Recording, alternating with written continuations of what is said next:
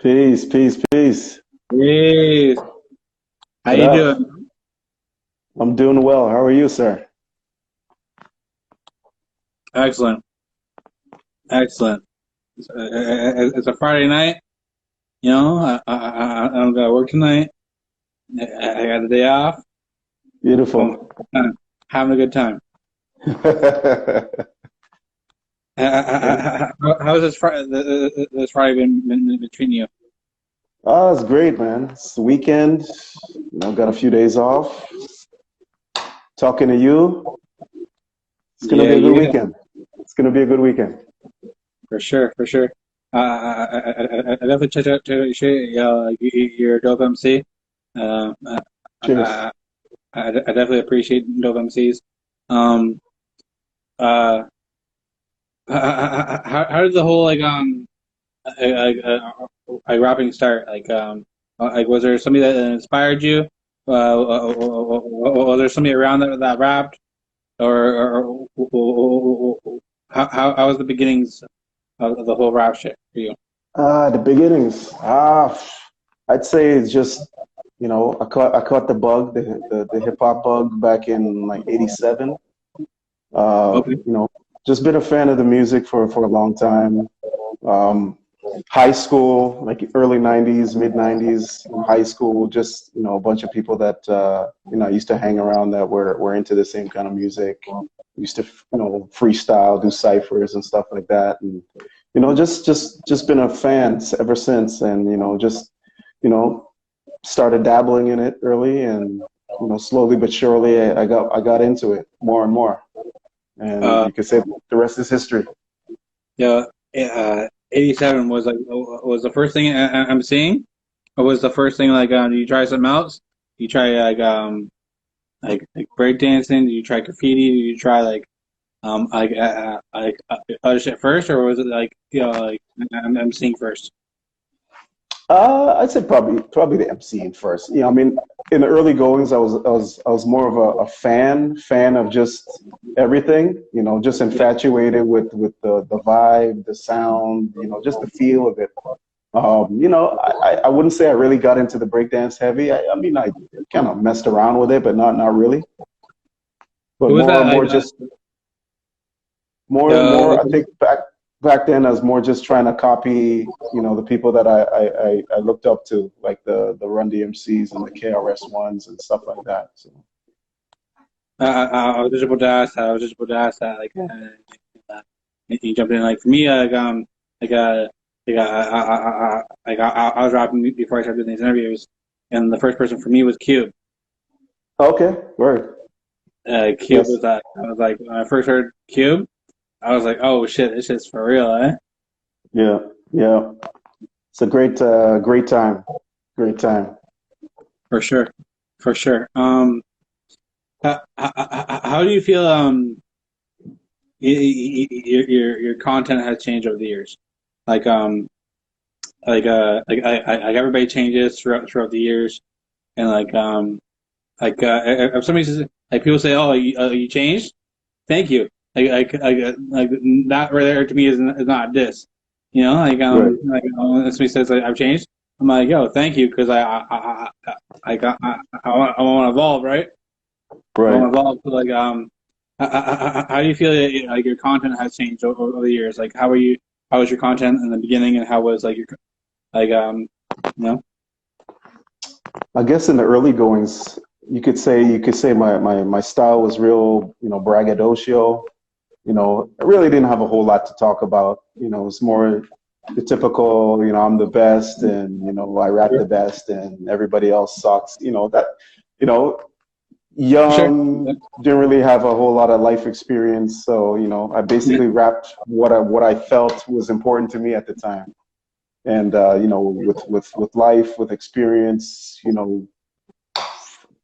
kids, mortgage, grown man stuff, the material sort of evolves, and you start to talk about things that, are more relevant and, mean more.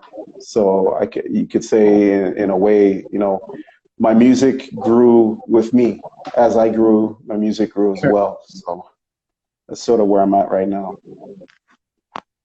for sure. When I listened to the music that I went when I was a teenager, I was like, man, I was an angry kid. And then when I listened to the music that I made when in my 20s, I'm like, oh shit, I smoked a lot of weed. You know, it really reflects the times. Do you ever just hear the music and just might like put you in that time?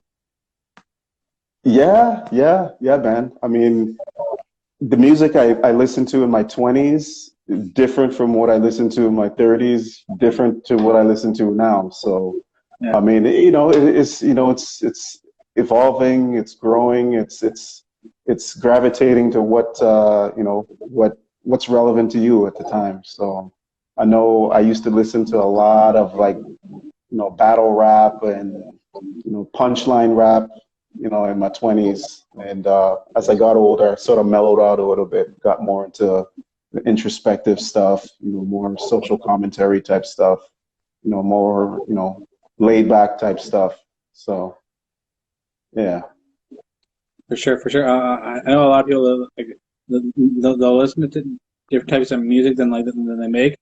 Like me, like when I was rapping, I would still listen to like Bob Marley. I would still listen to Right. other types of music. What are those other musics for you? They're like Right different from now, right yeah. now, um, I mean, I listen to a lot of like instrumental, chill type beats, old, break beats type stuff, early hip hop, 90s hip hop. I listen to a bunch of stuff, but I don't listen. I wouldn't say I listen to rap all the time. I mean, I like to listen to instrumental stuff. I'll listen to 90s R&B, 80s rock. I still, I was a big fan of 80s rock back in the day. I still, listen to the guilty pleasures. For sure, for sure. I remember back I don't have cable now because things are so different.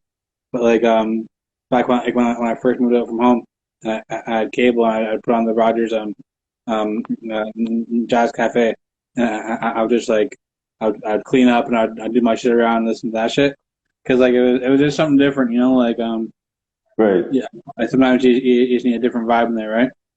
Absolutely, absolutely. And I find, when you broaden your horizons and listen to different things, it helps with the creative process because it kind of opens your scope. You start to see different things, hear different things that'll trigger inspiration, and it all helps in the creative process. So I try not to just listen to one thing. I kind of listen to different things and draw from wherever I get the inspiration from.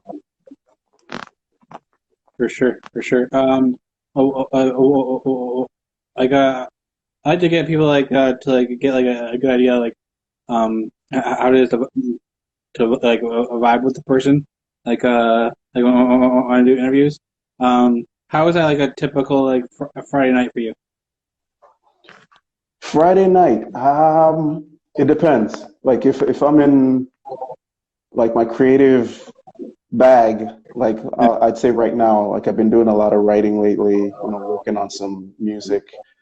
Typically, I'll come back from a day of work, I'll have dinner with the family, maybe watch a show or two afterwards, and then, sort of dip into the basement and sort of have the headphones on and, just kind of zone out, got the beats playing and I'm writing or I'm recording or doing something. So it's always something to try to keep busy creatively. When I'm not working on music, I'm just hanging out, Netflix, catching a show on TV or whatever with the family. So that's sort of how I hang out now. But I'm happy that right now I'm sort of in my creative zone again, which it took a little while to get back into it, but yeah, I'm sort of back in that zone. So I've been doing a lot of music lately. So be on the lookout. whereabouts do you catch your most inspiration? Like for me, sometimes I'll be at work, I'll think of something, or I'm watching a movie, and someone will catch like where do you usually find like your outside inspirations like you have like when you're leaving the house and you got like headphones on or what is it? It's, you know what? To be honest, I get it from everywhere. Like it could just be even just on the drive to work. I might just be at a red light. I look over the car next to me and I might see something, or I might see a sign, or it could even be the music that I'm listening to on the drive to work or the drive home from work. Something that happened at work, something my boss might have said to me or a coworker said to me. I kind of draw inspiration from everywhere. So there's no, I can't say there's really one thing. It's wherever it happens, whatever triggers you. It could be a sample. It could be a classic song or a podcast. Something that resonates. And if it's something that vibes or fits with what I'm working on, then that's sort of where I go. So I kind of draw inspiration from everywhere. Oh, so when you hit that and you have that track, like how is that feeling? Like when the track's fully mixed, it's mastered, it's ready to go, and you feel like this is like a like you do your shit on this. Like how is that feeling? Oh my gosh, it's incredible. It's sort of that, the battery in your back. Like you hear the finished product, and sometimes it takes everything in you to not leak it out, because you want to make sure you have it done, and you have a couple more joints to go with it to put out as a full project. Because I've never really been a huge fan of just dropping a loose singles. I like to if I put out a single, it has to be accompanied by a body of work, whether it's an EP or an LP, and that's just been how I like to do things. So it takes a lot sometimes to hold on to stuff quiet, but it's a great feeling. It definitely gives inspiration to keep pumping out tunes and keep making music. So how is that? You say like you drop a single, you just drop you like to drop like an EP or for let's say like you don't have nothing started, but like the first song you make for something you feel is like, yo, this is hitting, but you want to make the shit around it. Do you like tailor the songs to kind of like go around it, or you just kind of like every song is like like something new, or you're like you have ideas for projects? Be like, okay, like once this one song started, like I want to go this direction with the whole project, or do you just kind of like every song's different? well, typically what I do, and what seems to work for me, is whenever I work on a project, I usually, before I even decide on the theme or the direction I'm going with it, I'll typically have 3, maybe 4 songs written. Yeah. And from those 4 songs, I try to find the common thread between the 4 songs. And then once I decide on what the common thread is, then that's what determines the remaining 3, 4, 5, 6 joints that I do. So I'll do the first 3 or 4 just sort of how I feel, because I have a certain style of writing. So there's usually a universal theme that sort of resonates when I write anyway. But once I get 3 done, then I sort of have an idea where I want to go with the rest of it, and I'll sort of build the rest of the project around those 3.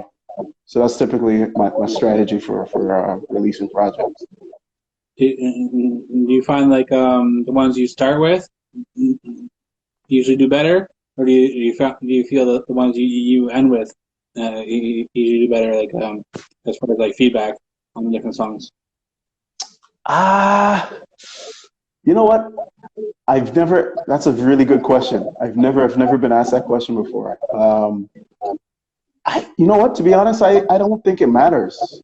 Like usually, whatever I write, I usually write with project in mind. So yeah, I'm not good at doing the throwaway stuff. I don't do that very well. Yeah. Like usually when I write, it's usually thought out, and it's usually a calculated approach when I put songs together. So they're usually gonna go somewhere. It's rare that I'll just throw a loosie out there. It's usually gonna, at some point, whether it's a month from now or 6 months from now or next year, it'll go towards a full length project, and that's just how I roll. I've never. It's very rare that I'll just put out a loosie just for the hell of it. Yeah. Is there moments where you feel like when you put out a project, you feel like this one song be like, yo, this one song might be the best song on the project, and you put it out, and like every response to the other songs, and like you're like yo, like, yeah, you guys not hear this one? You guys not hear this one? Like, yo, it's here, right in the middle, like right in the fucking, like right there for you. It hasn't happened yet. Okay. Not that I can recall. Like usually, the first single that I put out on when I release an album usually is the song that I feel in my heart of hearts is the best, or the best representation of the project. And knock on wood, so far so good. I've been right. Like I'll take for example the last the social media project that I put out. So I put out the Do Better Challenge, which I felt was, in my opinion, the strongest one. And it's sort of the theme that I thought was a true representation of what the album was about. And I put out a video for that one, and the response had been tremendous. So that's sort of how I think when I decide to put out the first single or put out the first video. It's usually a gut feeling that, this song, if you haven't heard the whole album, you listen to this song, you get a pretty good idea what the rest of the project is about. So that's usually how I approach it. Do you have like a team around you, like people you play the music for? Like for me, like I always like to hear like certain people's opinion. Like people that have like a really good like ear for shit. So like Right. back when I was making music, like if I had a new song that I had just made, I would send it to like a couple of like my good friends and say, hey, how do you feel about this? And they really give me like an honest feedback. Be like, oh, maybe change up this part. Maybe like the mixing on this might be a little bit better. Could be a little bit better, or like the first verse is way better than the second verse, and they say shit like that, right? Do you have like a team around you, like you send people, you send shit to people for? To be honest, no. The only person that I've in the past that I've sent my stuff to is just the engineer who's mixing it. And shout out to my man DJ Merciless. He's the one guy I've been going to for probably the past 10 years. So I mean, he mixes my stuff, engineers my stuff, and he'll usually be that sounding board if I need an opinion on something. And he's usually really good with telling me, now you got to fix this, or you got to redo this part, or So probably him. But other than that, I usually keep my projects pretty quiet to myself, unless it's a feature. I'll usually send it to the featured artist, obviously, for them to buy off before I put it out. But other than that, if it's solo work, I trust my own instincts and my own gut. And Awesome. you get what you get. If you don't like it, For sure. But I've been fortunate so far that my gut has been correct. So yeah, definitely you definitely don't want to send to the wrong people, because like the wrong person will just tell us some. That's why like I have very small select few people that I would send it to, but like I trust these people's opinion, right? Yeah. Indeed. It's definitely but like so like how do you feel about like rappers like this is like something that bugs me. A lot of rappers will go on stage and like perform like over their song, And like me, like rappers that do that, like for me, like the right way is to perform over your beat, and instead of performing over your song. Like if I want to hear your song, I'll just play the CD. I don't need to Right. come over the show. I don't need to come over Right. the show. How do you feel about that? I 100% agree with you. Same thing. For me personally, I don't understand why it's accepted or it has been accepted. It sort of defeats the whole purpose of you know, performing live. You know, when I pay to see somebody live, I want to see them get up there and use their real voice, mess up if they mess up, but Yeah. it's got to be the real thing. You know, like you say, if I wanted to hear Adlibs, I just listen to the CD at home. You know. So it's unfortunate that that's what it is now. I don't endorse it.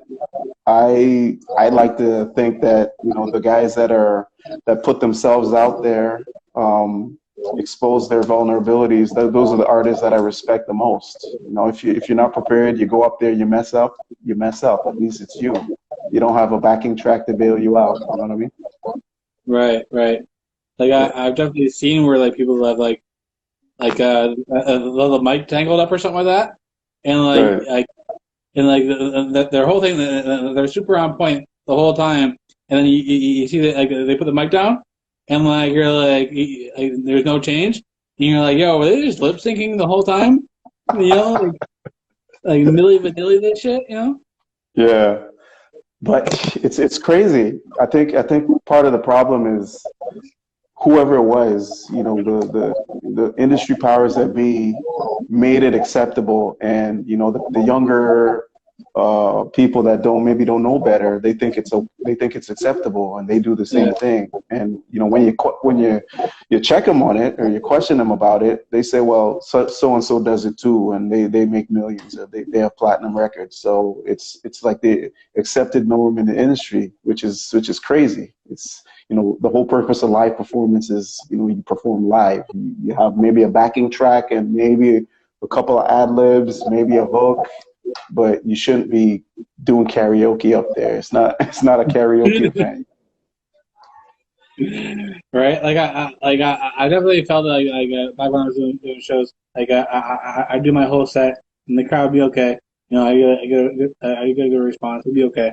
But then, like the next artist would come on, and they'd have a track that they rap on over like an industry beat, like a beat that's already popular, and Right, like their whole record shit is on there, and the crowd would be going nuts for them, and I'd be like, right, yo, I just performed in front of the same crowd with my original shit, and right. like I felt like I did my shit, I killed it, and like they're going crazy over this like so unoriginal thing, you know, because Right, the beat is already popular, you right. know, Yeah. so it's frustrating. It is what it is. I mean, I think the gatekeepers, or the torchbearers of the culture, have to, they gotta lead by example, and show the way. And the hope is that it sort of spreads. Other people sort of watch and follow the example set by the elders. That's why I watched this video with Jay Z. He was performing at the Jermaine Dupri So Def 25th anniversary thing, and Right,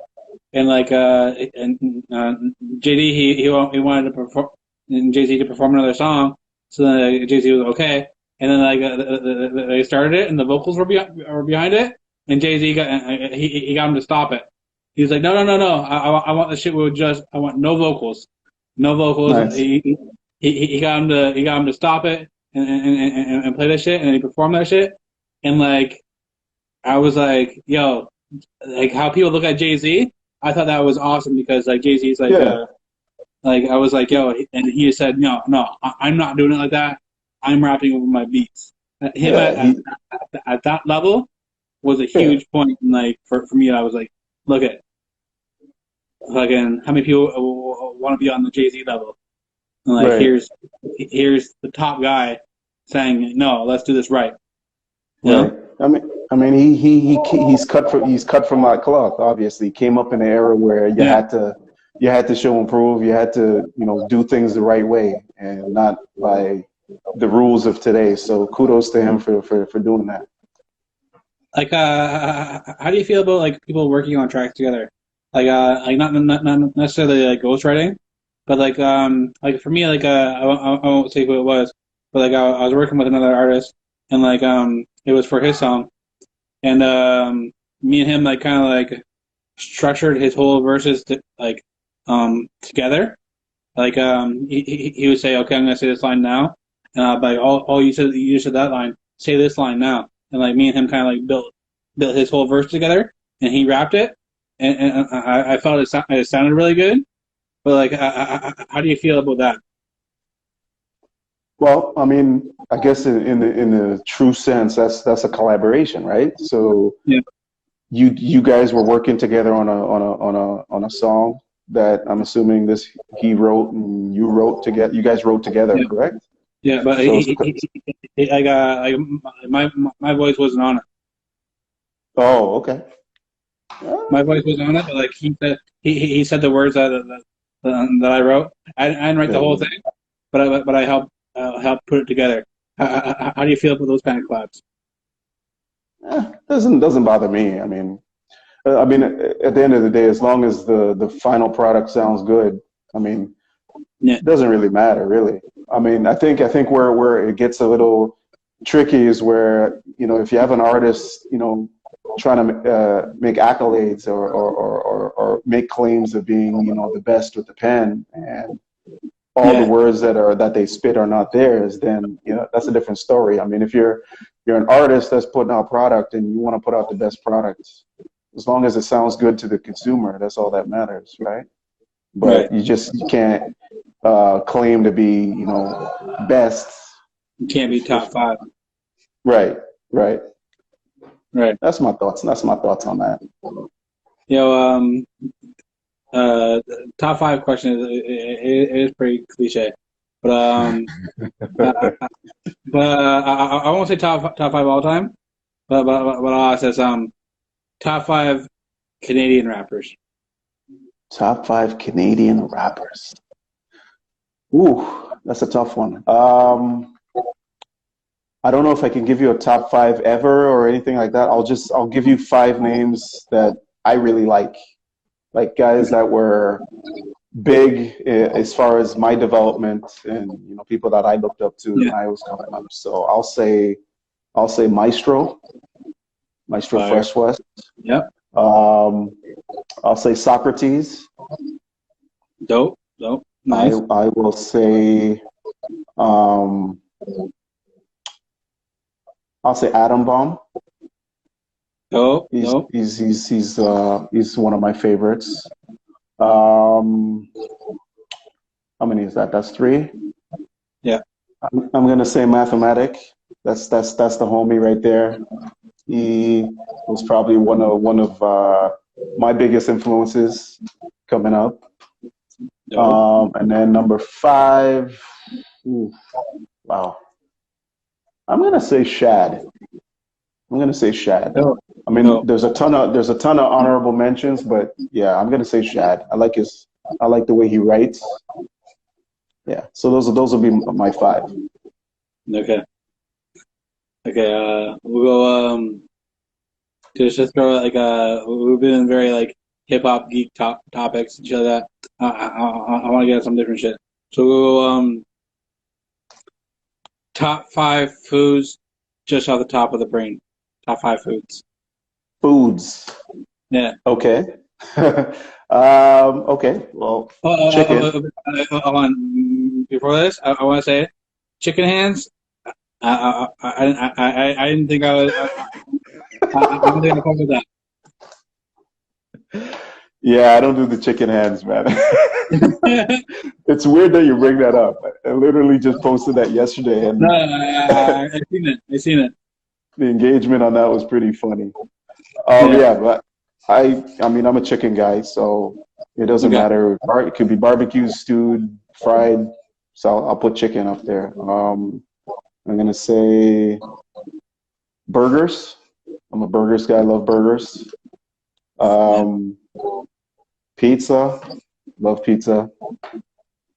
Can't go wrong. Yeah. Shrimp, seafood, fish. I like that. Yeah, Um, how many is that? four. That's four. That's four. Okay, one more. Um, I'm gonna say the fruits count. Yeah. Yeah, you know what? I'll say a nice sweet pineapple. Oh, okay. Cold sweet pineapple. Okay. Nice, nice. Yeah, I definitely fuck with the pineapple. On pizza, I like to get pineapple and hot peppers because it's like the sweet with the hot, Yes, yes. right? I do that. Yeah. I do Uh, that. me, me like a big thing. I don't know, like over the last little bit, grapes.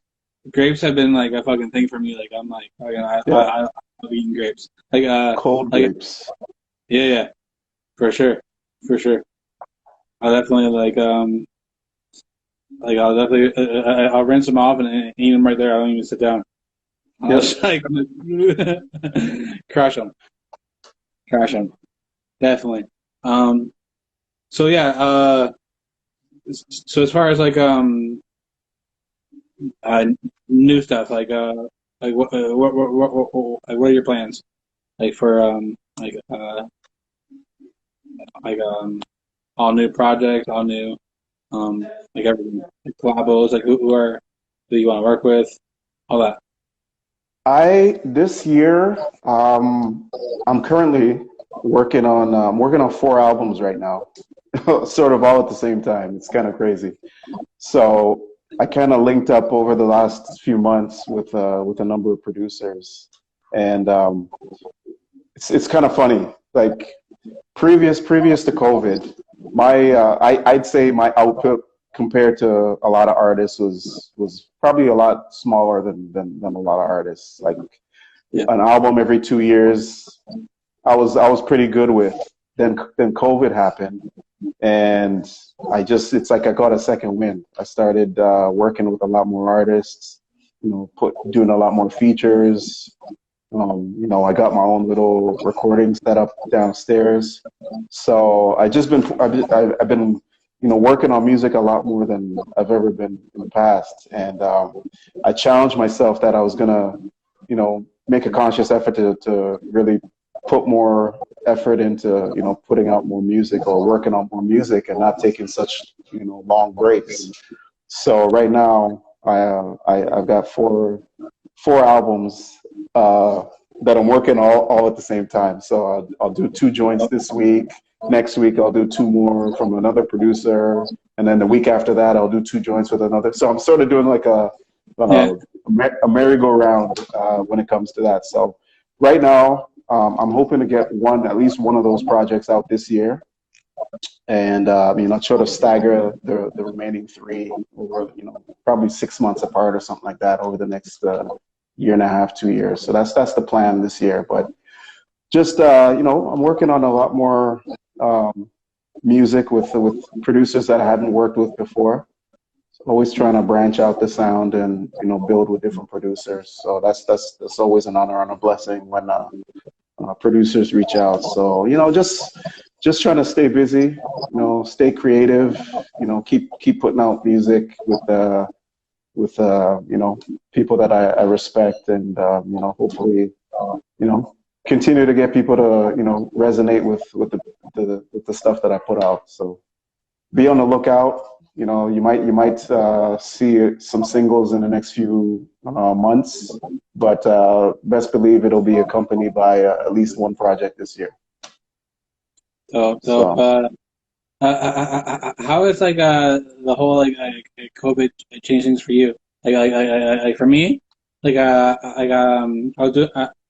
had just got out of like a funk because like I was just kind of like going through some bullshit, like relationship bullshit. But I was kind of I was kind of like pull myself back up into being like Eddie G, and I started doing like a lot of in-person interviews right. at the crib at the beginning of 2020, and like I was starting to get, I was starting on a roll, and then COVID hit, and I had to kind of like switch up my whole shit and kind of go online.